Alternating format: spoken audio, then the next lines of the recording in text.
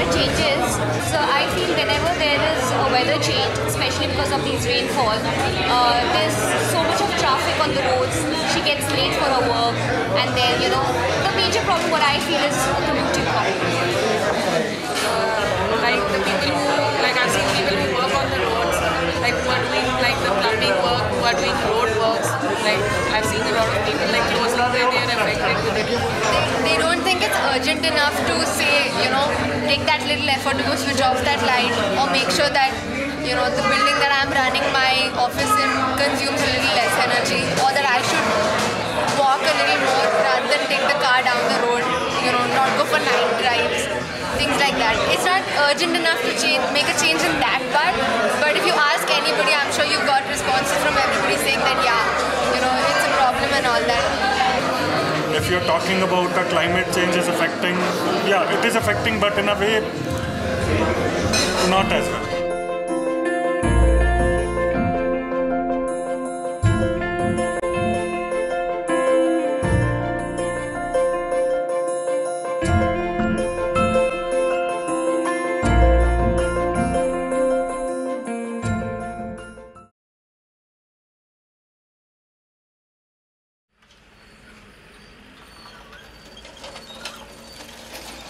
Today, the small tea grower sector contributes about 25% of the total production of this one. These are small holdings varying from maybe maximum up to 25 acres of land. This is generally called the small tea grower as per the legal definition of a small grower. Now the very importance, the climate change, as you know, it is a very, very fact. This has become a major problem, an uncontrollable problem in tea, both in North Bengal as well as in Assam. Climate is one which we cannot change. I think that is the greatest problem. And in tea, the basic requirement is the rainfall. Okay? And it is not the total rainfall. Now tea, say we grow tea here in Assam, we expect more than 1200 mm of annual rainfall. Now total rainfall is though important, but more important than the total rainfall is the distribution of rainfall. Now at that point of time, if the climate is adverse, I think that is the greatest problem. How can we expect that these big tea gardens having thousands of hectares of area can be irrigated? It is almost impossible. Commercially, you cannot depend upon only irrigation. Even the big companies may fail to do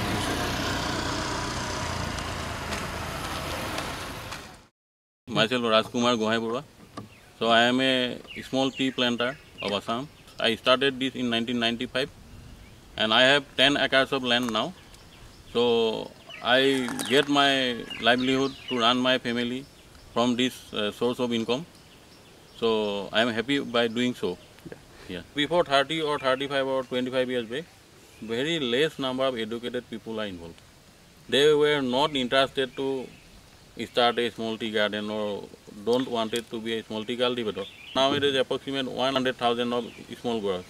So if there are 5 employees or workers in a garden, you see how big is the people involved. And if 5 lakhs people are worked, then their family are being supported by these 5 lakhs. So around 15 lakhs of people in Assam, they are employed, they are getting their livelihood by working in a small tea garden, in the small tea garden. You see, tea industry is the only major agro industry in the state. Otherwise, Assam do not have much industries, right? Industries are very lacking here. That's why there is no employment opportunities mostly. A lot of people are being employed, either directly or indirectly, So right now, more than 10 lakh people are being directly benefited from the tea industry. And another 10 lakh you can tell as indirectly benefited. So this is a huge workforce. For the last more than 150 years, the state is growing tea.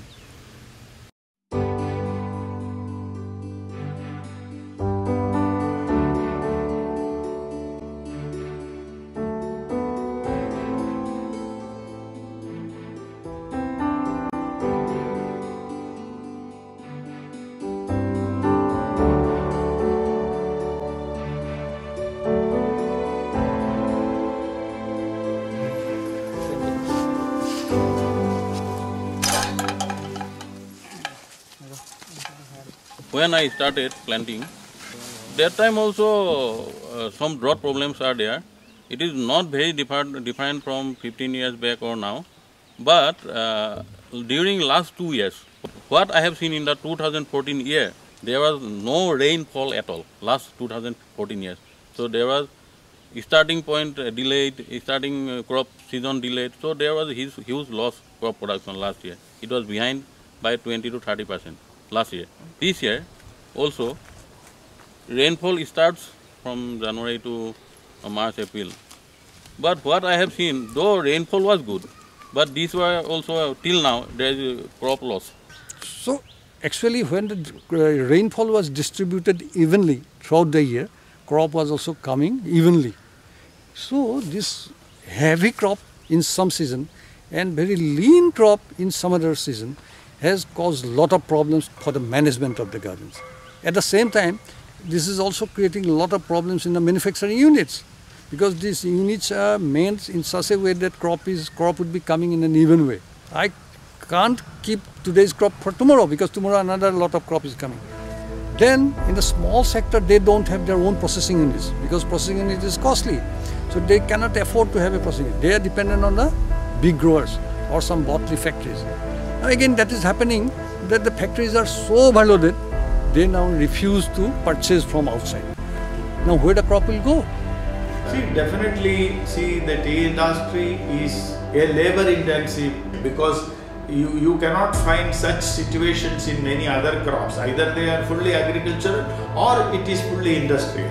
Here is a system where the crop is harvested, it cannot be stored, it has to be sent into auction or it should be sold immediately. Now, I told you about the labor intensive in tea. More than 50% of them are women.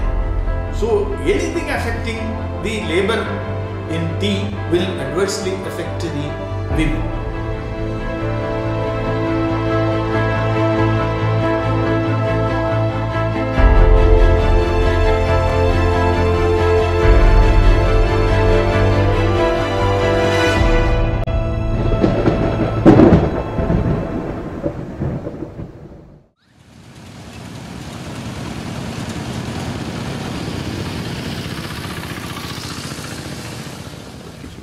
গত 10 বছরে যে বিগত এই 5-7 বছর আগে যে আইলাটা, আমার এই দুর্যোগ আমি চোখে দেখেছি। সেখানে অনেক ক্ষতিগ্রস্ত হয়েছিল, পানি ওঠে নাই, কিন্তু লোকালয় ধ্বংস হয়ে গিয়েছিল ঝড়ের তাণ্ডব লীলা। গাছগাছালা, ঘর বাড়ি সব ভেঙে চলে ধ্বংস হয়ে গিয়েছিল। সেটাও একটা ফাটাল দুর্যোগ। আমাদের এলাকাটা আসলেই ওয়েদারগত দিক থেকে লবণাক্ত এলাকা। এমন এক সময় এসে যায় যে বর্ষা থেমে গেছে, শুকনো মৌসুমে অলরেডি জমি লবণাক্ত হয়ে যাচ্ছে, ফসলের মার খেয়ে যাচ্ছে। আর যখন আয়লার কারণে নোনা পানিটা ঢুকে গেল, তখন এই ইফেক্টটা আরও বেশি বেড়ে গেল। Well, in Bangladesh there are about, it's estimated by the Ministry of Agriculture, there's about 1 million hectares of land affected or impacted by salinity, which is soil salinity and water salinity, and that's a problem which occurs at its most extreme in the dry season, and particularly the hot dry season, from January through to about May. And then there's the results of cyclones. When we get a cyclone, not only does it rain a lot and the wind's very high, it actually pushes the seawater. Nobody talked about climate change in 1990 in Bangladesh. That was not a subject that we discussed at all. It was all about reductions in poverty. How are we going to do that? Population is increasing. We've got a big challenge on our hand. I left the country for 15 years. I come back. Everybody's talking about climate change. And salinity is a topic, is discussed almost every day in the papers, in discussions regarding the agricultural livelihoods of people that are living in the areas. And it is a challenge to find the types of jobs that they will be able to do outside of that. এটা যে আমার আব্বার এই 7 বিঘে জমি, উৎপাদন সেই আগের মতো রয়েছে। আমরা চেষ্টা করতেছি, বিভিন্ন দুর্যোগের কারণে আমরা সেগুলো পেরে উঠতেছি না। মাছের চাষের থেকে লোন নিয়ে মাছের চাষ করতেছি। যেমন আমি যখন প্রথম মাছের চাষ করছিলাম, আমি হয়তো সরকারি কোনো লোন নেই নাই, কিন্তু গ্রাম্য অনেক জায়গা আছে, অনেক লাভের টাকা পাওয়া, এইগুলো নিয়ে করছিলাম। দেখা যাচ্ছে ওখানে মেরে খেয়ে গেছি, যার কারণে আমার একটা ইফেক্ট, আর সেটা শোধরাতে কিন্তু আমার অনেক সময় লেগে যায় আস্তে আস্তে। এরকম অনেক ফ্যামিলি আছে যে লোন নিয়েছে, মাছ চাষে ইনভেস্ট করছে, লস খেয়ে গেছে, দেউলে হয়ে গেছে, এরকম বহুত ফ্যামিলি আছে।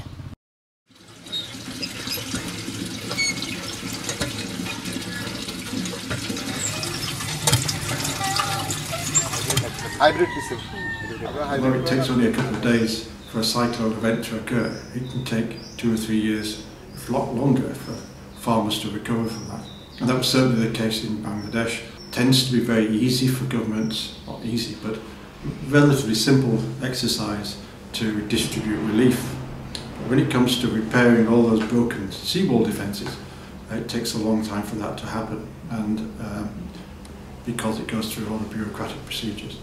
So farmers cope with those sorts of events in 2 different principal ways. One is actually just to leave that area and they migrate to cities and become rickshaw drivers and construction workers and may never return. Others stay there but have to find alternative work. দেখবে যে আমি এখানে যখন কিছু হচ্ছে না, কিছু করতে পারছি, যে আমি শহরমুখী হয়ে যাই, সেখানে নানামুখী কাজ আছে। কিছু না হলেও একটা রিক্সা চালালেও তো 500 টাকা দিতে পারবে, কিন্তু এখানে তা পারবো না। গ্রামের মানুষ তো হেঁটে চলার পক্ষে হতে বেশি, কিন্তু শহরে তো 10 কদম গেলেই তো রিক্সায় যাবে। মানুষ শহরমুখী হয় এই কারণে। গতন্তর আসলেই যখন আর কিছু করার না থাকে, তখন মানুষ কিন্তু পা বাড়ায় কিছু করার জন্যে।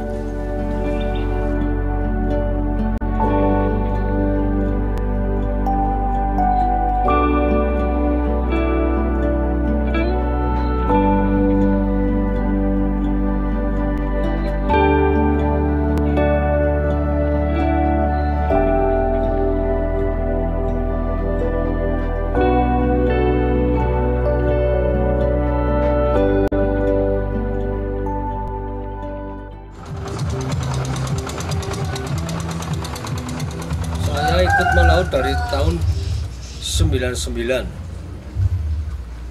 sampai 2007. Udah sampai sekarang nggak pernah melaut. Saya pengen pindah ganti profesi lah, di darat lah. Masa saya di laut terus ya. Kayak gitu aja. Pengen merantau sekali-kali. Nah, sekali merantau saya jauh ke Arab tahun 2007 itu. Itu udah pasti kita dapat gaji. Kalau di laut sekarang nggak pasti, Mas. Saya ikut PJTKI dulu, ikut PJTKI. Iya, banyak teman lah. Orang Filipina, orang Pakistan, terus orang Bangladesh, kayak gitu. Ya, ke sini kepengen perbaikan ekonomi sih ya, iya kan. Masih gitu-gitu aja ya, kurang untuk. Tapi ya di sana ya nggak berhasil, cuma buat makan aja.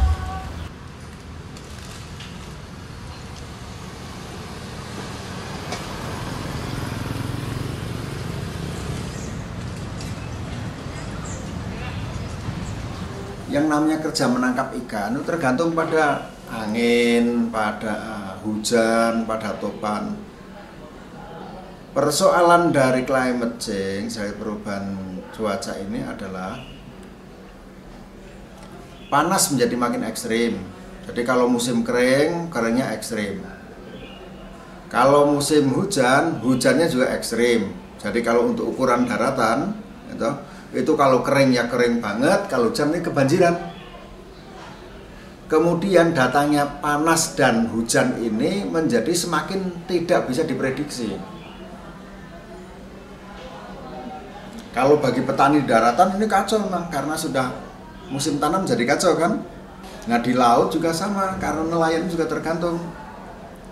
Kalau topan tiba-tiba datang, sedang di laut harus menepi, cari tempat untuk berlindung, pergi ke pulau.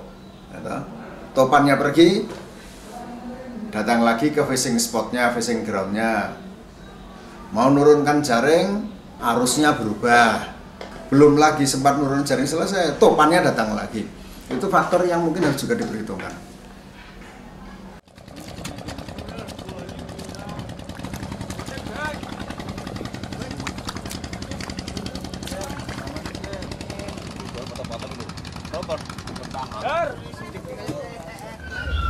Kalau sekarang ya susah memang Mas.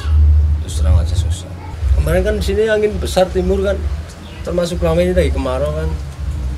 Mungkin ya insya Allah ya habis ini ya ada lah. Kasihan nelayan sekarang kan kayak dulu lah ya kan.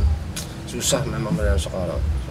Dulu waktu kecil saya itu kan, wah satu nelayan perahunya sampai penuh. Memang soal penangkapan ya beda jauh dari dulu. Dulu memang soal dapatnya banyak memang. Dapatnya satu perahu yang minimumnya 20 kilo, 50 kilo, paling nggak dapat. Sekarang apalagi kalau angin, terus hujan, itu tambah kalau ada petir, waduh paling ngeri.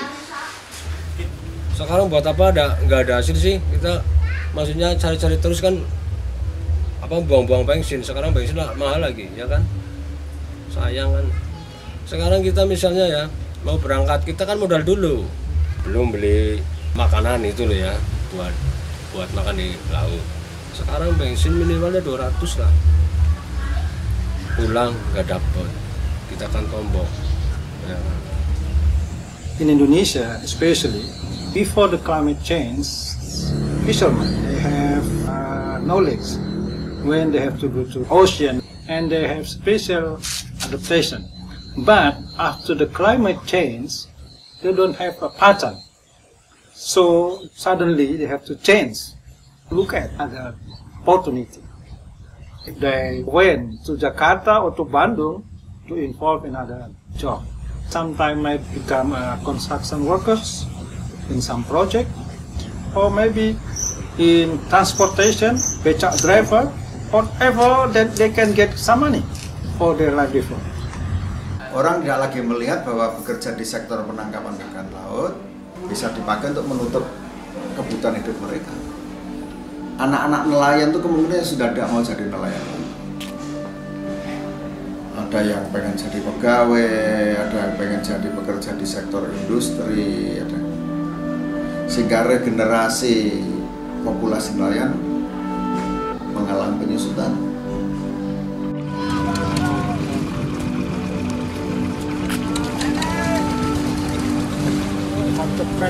Kosong, lagi kosong.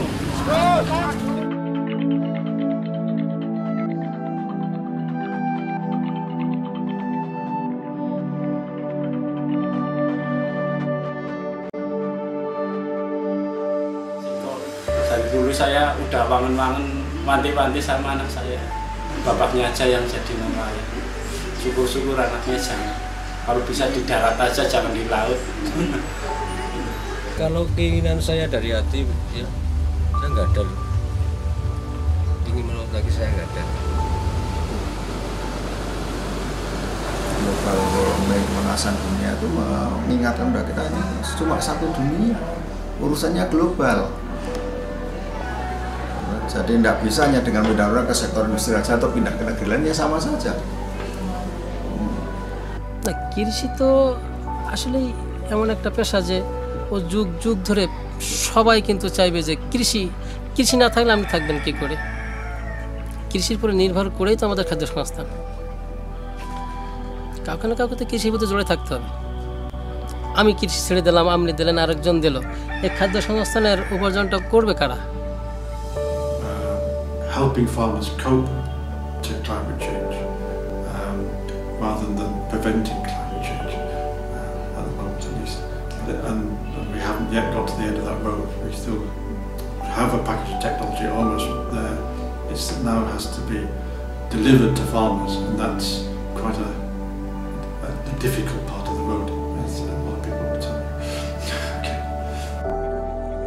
Climate is changing. A day may come that you can't grow tea anymore commercially.